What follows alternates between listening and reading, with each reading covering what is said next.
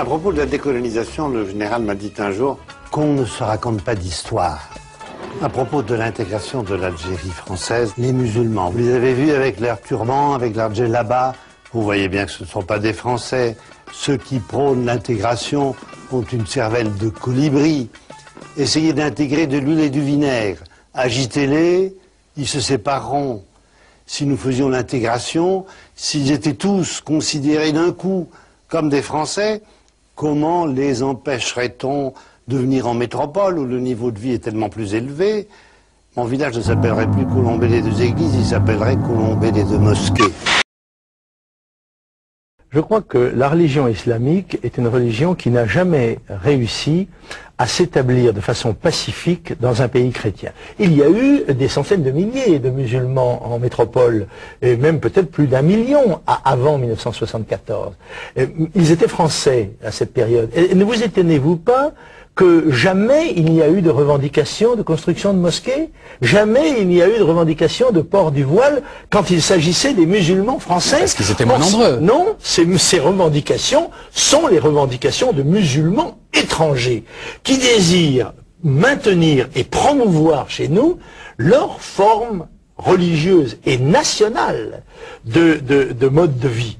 Et accepter ces formes religieuses et nationales, c'est une concession qui aboutirait forcément à un recul de nos droits.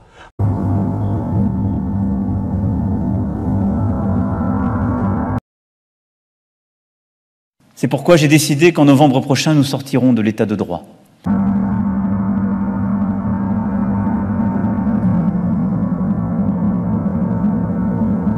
La vie au quotidien, maintenant, depuis 3 ans, c'est infernal. Sortir seul, c'est problématique. On se fait haranguer en disant toi, tu ne portes pas de voile? Ah bah non, je suis désolée, c'est pas mon truc. On sort du métro, c'est pas possible non plus. Il faut trouver un autre itinéraire plus calme. Moi, ça fait de nombreuses années que j'habite le quartier, donc pas mal de monde me connaît. Donc, effectivement, si j'ai un problème, je sais où me réfugier. C'est pas le cas de tout le monde. Il y a des jeunes filles qui vont au collège, qui se font emmerder. Et à un moment donné, ça peut plus durer. Je veux dire que c'est politiquement pas correct de dire ce qui se passe, mais à un moment donné, il faut qu'on se réveille. Mais il n'est pas question qu'on baisse la tête et qu'on ferme les yeux. On vit en France, on est dans un pays libre, et je vois pas pourquoi nous, on devrait se soumettre à ce qu'on nous dit dans la rue, ou alors les insultes au quotidien. C'est plus possible. Ce qui est important, on voit là tout à l'heure, je suis arrivé par le métro, il y a les vendeurs de cigarettes qui... Il y avait 2 jeunes hommes et 2 jeunes femmes dehors qui se sont fait agresser très violemment. Il y a un homme qui a craché sur une des femmes.